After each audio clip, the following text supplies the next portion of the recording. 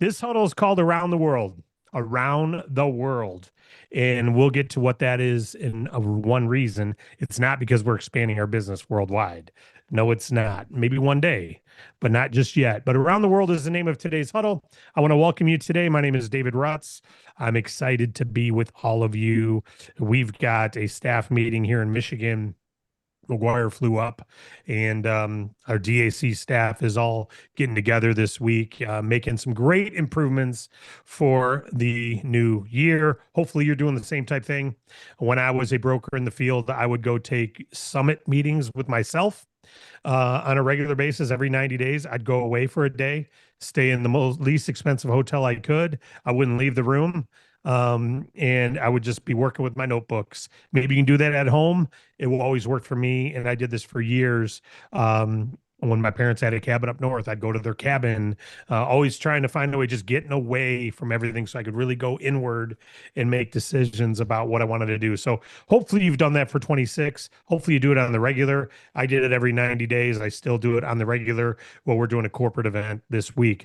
Around the World, though, is a play that we're going to run to improve all of us as brokers. I'm going to run it. You're going to run it. We're all going to run it.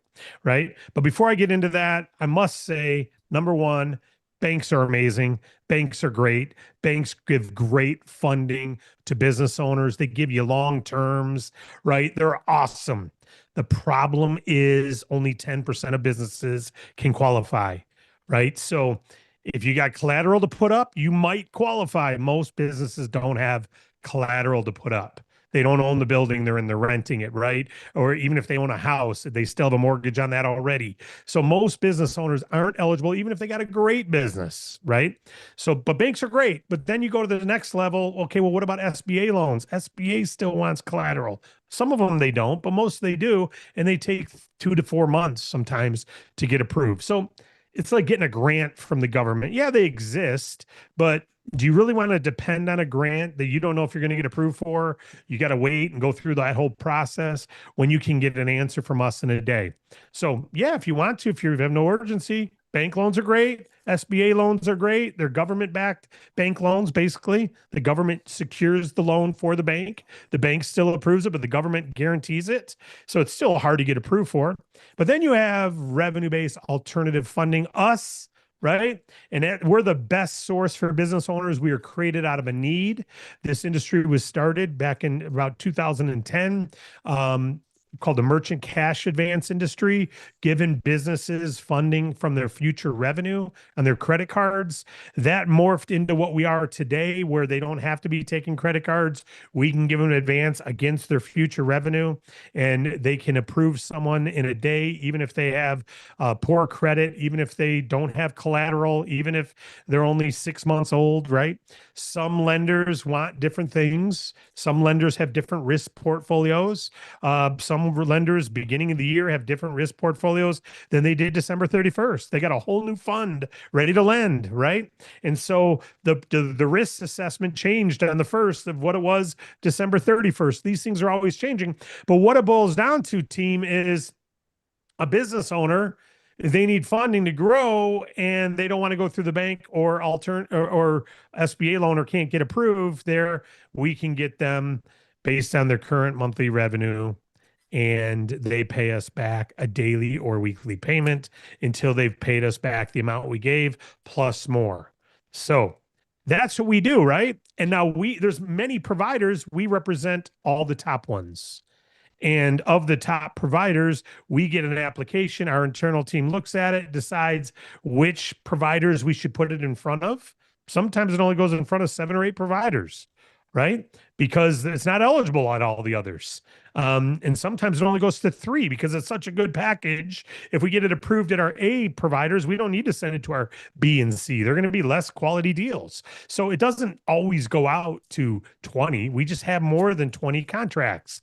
So, but it's usually only going to 7 or 8 providers, right? Because our underwriting team looks at it before making the best offer. But all that's to say, your clients simply fill out one application. We find the best offer available, present it to them. You win for referring the client. So I know we say this over and over, but we believe business owners are rock stars. They deserve to get these funds. And if they're willing to get after it and willing to work 7 days a week, as most business owners are, and they're generating revenue already, just because the bank doesn't approve them doesn't mean they're not worthy of getting some money. After all, they got a business generating revenue. We want to help them. So that's who you're helping. It's bravery that they have and bravery you have to be a broker to represent our product and tell them about it. You're not a salesperson, you're an educator. The best salespeople in the world, by the way, are educators, and they find the right fit for their product, for the right customers to fit the product. And hopefully you're doing the same. So today's play around the world, before I get into it, I want to go through a quick funding story of an example. Hey, One of my, David. go ahead, buddy. David, just Yeah. real quick, the reason I don't ever like to use you or me because we're expected to get fundings and I get it. But the only reason I use this story is because over and over and over I'm getting calls and I'm reading online on the Facebook group, oh, why can't we give lines of credit to this industry, to construction is one of the big ones. And Hmm. you hit the nail on the head with that sentence you said the 31st of December, that going into January, any lender will look and say, man, I am not taking this industry with lines of credit or even funding for 3 months because we got so many of them. Let's let it kind of pan out. So that's why I used it, no other reason. Yeah, I appreciate it, Wade, and thanks for the news. So this was a client who originally got funded in 2024. Construction company paid off that funding and wanted a line of credit. We got them approved for renewal, but they said, "Hey, I really want a line of credit." They're a construction company, monthly revenue about $200,000, qualified for much larger funding, but wanted a line of credit. And Wade and team were able to secure a line of credit for them for $126,000. And that 126 grand they can take and use like a credit card, right? They take 30 and pay it off, and they only pay for what they take. So it's available to them. That helps a construction company know that, hey, if I need to access money tomorrow, I need that money available. And we always get them approved within a day, but this is someone who wanted the line of credit and wants to pay it off quickly because again, they're being paid on their construction work. So if you're eligible for line of credit, it's always a better value than, well, I shouldn't say it's always a better value. If you keep the money for the full 18 months, you're probably going to pay more on the line of credit than you would have if you just taken it in advance, right? A loan. But if you want to use it just for a week or two, or you want to buy some stuff until the customer pays you back, and you're flipping money that often, a line of credit's perfect. Hard to get approved for. This client got approved for. Thank you, buddy, for the work on that. Construction company out of Massachusetts and broker of record, yours truly. Excited about that. So thank you. I love having the client. Now that means when you have a line of credit, the exciting thing is brokers is every time they take advances, you get paid. And it's about a third of the commission. We get paid less on, but they take it over and over and over and over and over again. Right. So they take 40,000 today. It's like they got a $20,000 advance. They take another 70,000 in 3 weeks. It's like they got a $25,000 advance. So each time it's about a third of the revenue, but it's still pretty darn good. Sometimes it's, not that low. Sometimes it's like half of the bonus revenue on the funding. So it's very lucrative because you're getting paid continuously on the client. Back to the cash flow quadrants we talked about on Friday. It's like a renewal product you get every month. All right, around the world. Let's run this play. We're already at 11:37. Before I get into the play, I want to I'm going to tell you the play, then tell you why it's important. When I was a kid on basketball, we played a game called Around the World. You maybe know what it is. On a driveway, there's literally grid lines on the concrete. In a gym, you play Around the World. You start with a layup, and then you go to the post-up shot, and then you move out a little bit further, and then you go to the free throw, and then you move to the other side, and you go around the key, if you know basketball, or they call it Around the World. And the first person to hit that shot and the next shot and the next shot, and you can chance it. And if you chance it and miss, you go back to start. And the first one to go around the world to hit all those shots wins the game. So Around the World and funding is an approach. Every approach, you got to hit every shot. And today we're going to make every shot. And there's no chance you don't got to go back to zero. Around the world today, write this down. We are going to, number one, send one text to a client today. Prospective client. This isn't your existing clients. Around the world, you're going to take a new shot. These are all new. A new phone call to someone you've never called before. David, I'm afraid to make calls. Good for you. I'm glad you are, because that's why you want to do this. I'm afraid to shoot a three-pointer, Dave. Well, go back there and shoot one. See how you do. If you don't hit the rim, work on it. Work on it. Muddle through it. Okay. So you're going to do a text. You're going to do a phone call. You're going to do a live reach out. If you got to drive to a coffee shop, get a coffee and introduce yourself to an owner, you got to do it today. Live reach out, a direct message on a Facebook or Instagram or any social media, and an email. So those are, oh, and a post.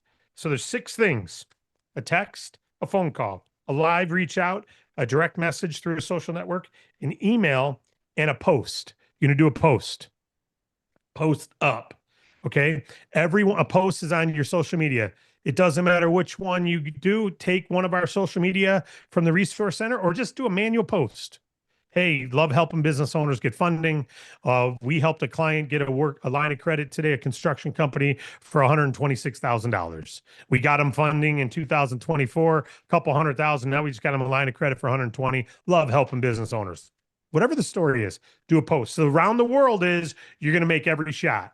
Don't go, I'm not going to do that. If you keep saying, I'm not going to do that, you're not going to achieve success unless you're already hitting every 3-point shot you take. You're already good. Practice all of them. Go around the world, text, phone, live, direct message, email, post. Every one of those, we teach in the trainings how to do them all. But if you haven't been through training, I want you to use common sense for a minute. Our product, Bank Breezy, is a funding product for businesses who need money or want money to grow or get through a pinch, who can't get it at the bank or can't wait for the bank, and they want to apply for funding, and we'll go find them the best offer available in the alternative capital space. That's your product. Do you need a training on how to say that? Do you really need a training? It's like saying, I've got a rubber hose with water. It's right over there. You can turn it on and drink water out of it during the baseball game. If your water bottle gets empty, you can fill it up at the hose. What teaching and training do you need? There's a hose, there's a spigot, turn it on, you get it. What's our hose? The Bank Breezy funding. What's the spigot? Your replicated website, turn it on and apply. We'll give you the best offer. You don't need depths of training. What you need is an attitude of service, that you don't try to sell them, you try to educate them on it just by informing. Okay. And the last thing I'll say is this: as we bring this home, we're going to play around the world today. Last thing I'll say is, I put a post up Friday or Saturday, I don't know when I did, that said, one doesn't want pressure. One doesn't need pressure to succeed. They need clarity and belief. If you got clarity and belief, you're halfway there. But then I followed up by saying, but once you have clarity and belief, then you need a little pressure. You're going to come up with resistance. Resistance means you're doing something a little bit outside of your zone of comfort. That's going to apply a little pressure on yourself. That's normal. I'm not talking about external pressure, someone yelling at you. I mean pressure, internal pressure to go to the next level. And I'll just say this: if you look at a big thing, a block of concrete, and someone's chiseling that, the artist has the beauty of the finished product in their mind, but all the rock feels is the pressure. They just feel the hit of the hammer. They don't know what's coming. You may only feel the hit of the hammer right now, but you're also the artist. The artist is hitting that and chiseling that rock with a hammer because they've got a vision of what they're creating. The rock only feels the pressure. Well, if you have a vision of what you're trying to create, a local market of educated business owners who are fueled and growing because you've helped them, and your job is to get the word out to all the business owners at that intersection or that block, that square mile, whatever it is. If that's your vision, and by doing so, you'll get 75 to 100 clients a year. Once you have 400 to 500 who know who you are, you'll get 75 to 100 clients a year, and that'll make you $250,000, forgetting whether you have a team or not, on average. So that's the vision, the finished product of that. But in the meantime, you got to swing the hammer, and you're going to feel a little pressure, but never do it until you feel clarity that you have a good product and you believe in the product. When you do, then welcome the pressure. It's like a butterfly needing a cocoon to become a butterfly. Otherwise, it stays a caterpillar. It's got to have a little pressure and break through it, because that pressure is what, that resistance is what develops the strength. You're going to have some resistance. Feel it and proceed anyway. Feel it and proceed anyway. You don't want to call someone, feel that, call them anyway. You don't want to text someone, feel it and text anyway. You don't want to post to tell people what you're doing, feel that fear and post it anyway. You don't want to go live to someone, go in as a customer if you have to. Go get a soup and then introduce yourself to the owner. Feel the pressure and proceed anyway. You don't want to direct message someone because you don't know how to use social networks. Open up your Facebook and direct message a business anyway. And you don't want to email someone, write a private subject line and email them anyway. Around the world, we're doing it all today. Thank you, guys. That's your huddle for today. Go around the world, make it happen. Feel the pressure and proceed.